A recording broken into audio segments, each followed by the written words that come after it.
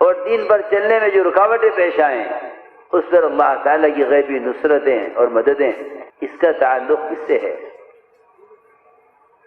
قرآن نے کھول کھول کر بیان کیا ہے، صاف کہا قرآن نے، وَمَنْ أَحْسَنُ قَوْلًا مِّمَّنْ دَعَا إِلَى اللَّهِ، اس سے زیادہ اچھا پختہ مذہب۔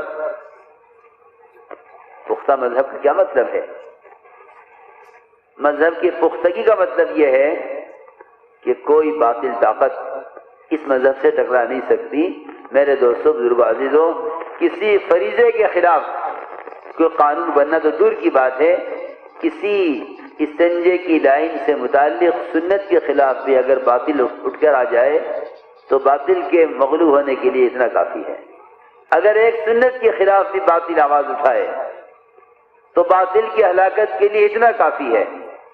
کہہ جائے کہ مسلمان یہ کہے کہ فلاں حکم شریعت پر اور فلاں فریضے پر ہم کیسے عمل کریں، یہ فلاں رکاوٹ ہے، فلاں قانون اس طرح کا بن گیا ہے۔ دیکھو، اللہ رب العزت نے ابتدائے اسلام میں مسلمانوں کی تھوڑی سی جماعت کی نصرت اور مدد کے لیے ان کے مقابلے کے باطل کو ہمیشہ مغلوب کیا ہے۔ جب یہ قلت میں تھے تب غالب تھے، اب یہ اکثریت میں ہو کر کیسے مغلوب ہو سکتے ہیں؟ بات کیا ہے؟ اصل بات یہ ہے کہ دین کی پختگی اور دین کا حسن وہ دعوت اور عبادت ان دونوں کو جمع کرنے میں تھا۔ مسلمان نے اپنے دین کی دعوت کو چھوڑ کر سب سے پہلے تو نصرت کا دروازہ بند کیا، اس لیے کہ یقینی بات ہے، فرمایا ان تنصروا اللہ ینصرکم ویثبت اقدامکم، اگر تم اللہ کے دین کے مددگار ہو تو اللہ یقیناً تمہارے مددگار ہیں، اگر تم اس کے دین کے مددگار ہو وہ یقیناً تمہاری مدد کرنے والا ہے۔ اللہ تعالیٰ نے مدد کے لیے دین کی نصرت کو شرط قرار دیا ہے۔ سوال اس بات کا ہے کہ دین کی نصرت کیا ہے؟ دین کی نصرت کیا ہے؟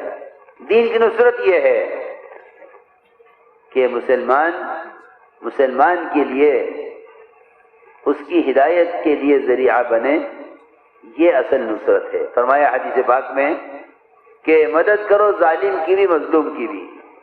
صحابہ نے عرض کیا کہ رسول اللہ، ظالم کی مدد کرنا سمجھ میں نہیں آتا، مظلوم کی مدد تو کی جا سکتی ہے، کرنی چاہیے، لیکن ظالم کی مدد کیا ہے؟ آپ نے فرمایا کہ ظالم کو ظلم سے روکو، یہ اس کی مدد ہے، یہ اس کی نصرت ہے۔ اس لیے اللہ رب العزت نے مسلمان کی غیبی نصرت کا کہ جو شرط قرار دی ہے، وہ دین کی نصرت کو اللہ نے شرط قرار دیا ہے۔ ان تنصروا اللہ ینصرکم، اگر تم اللہ کے دین کے مددگار ہو تو اللہ یقیناً تمہاری مدد کرنے والے ہیں۔ سوال اس بات کا ہے کہ وہ نصرت کیا ہے؟ مال والے سمجھتے ہیں مسلمانوں کو مال دو، اس سے ان کی نصرت ہوگی۔ ہتھیار والے سمجھتے ہیں انہیں ہتھیار دو، اس سے ان کی نصرت ہوگی۔ عہدے دار سمجھتے ہیں کہ اپنے عہدے سے ان کی مدد کرو، اس سے ان کی نصرت ہوگی۔ نہیں، خدا کی قسم، ساری مادی طاقتیں ایک طرف، سارے دنیاوی مناصب اور عہدے ایک طرف، اور ساری مالی قسمیں سب ایک طرف، خدا کی قسم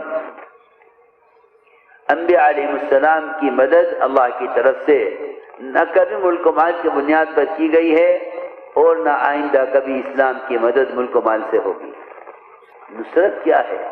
نصرت کہتے ہیں درخت کی جڑوں کو پانی دینا، درخت کی جڑوں کو پانی دینا، اس کو نصرت فرمایا ہے کہ نصرت یہ ہے درخت کی جڑوں کو پانی دیا جائے۔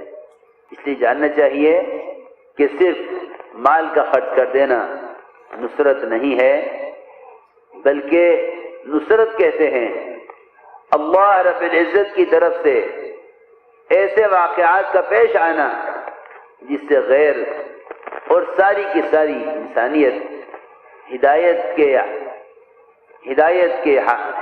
کے قبول کرنے پر مجبور ہو جائے اور ان کے لیے اتمام حجت ہو جائے، اس کو غیبی نصرت کہتے ہیں۔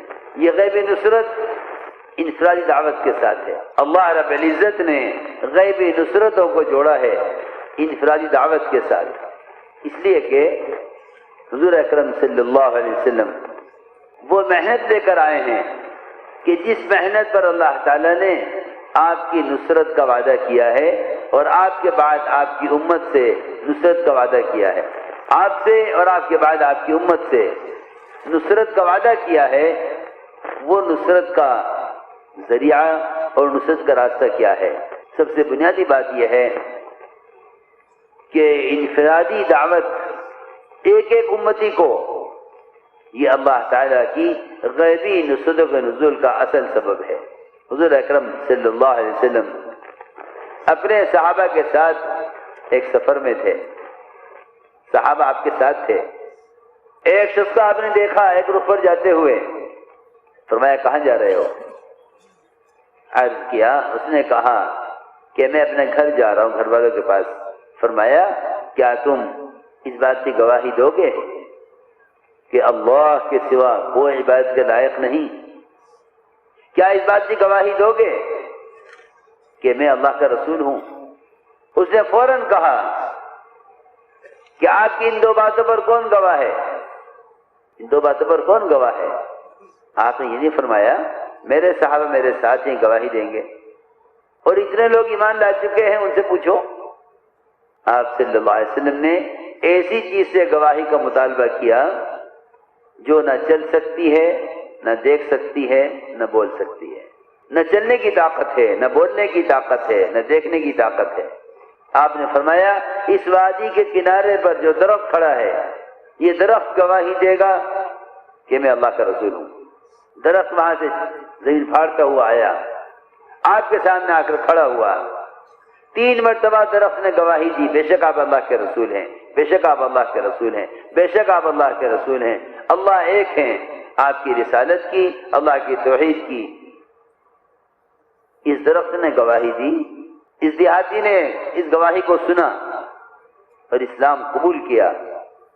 میں عرض کر رہا تھا کہ غیبی نصرت وہ دعوت الی اللہ کے ساتھ ایسی مشروط کی گئی ہے، دعوت امت کا دعوت کا چھوڑ دینا اللہ کی نصرتوں کا دروازہ بند کر دینا ہے، اس لیے کہ خدا کی قسم اللہ کا ضابطہ ہے کہ اللہ رب العزت اجتماعی مدد جب کریں گے جب امت نصرت کی شرط کو پورا کرے۔ ان تنصروا اللہ ینصرکم، اللہ مدد جب کریں گے جب امت غیبی نصرت کی شرط کو پورا کرے۔ وہ شرط کیا تھی؟ وہ شرط یہ تھی کہ ایک ایک فرد کو جا کر خود دعوت دی جائے۔ میں نے ایک مثال عرض کی ہے کہ غیبی نصرت اس دیہاتی کو دعوت دینے میں اس شکل میں نازل ہوئی کہ درخت نے آ کر آپ کی رسالت اور اللہ کی توحید کا ثبوت پیش کیا۔ اس سے ہٹ کر بڑی بڑی بادشاہتیں، بڑی بڑی طاقتیں جو اسلام کے مقابلے میں مغلوب ہوئی ہیں، خدا کی قسم اگر سیرت کو ذرا آنکھ کھول کر پڑھو تو کبھی بھی صحابہ کرام اپنی کثرت سے اور اپنی قوت سے کبھی غالب نہیں آئے،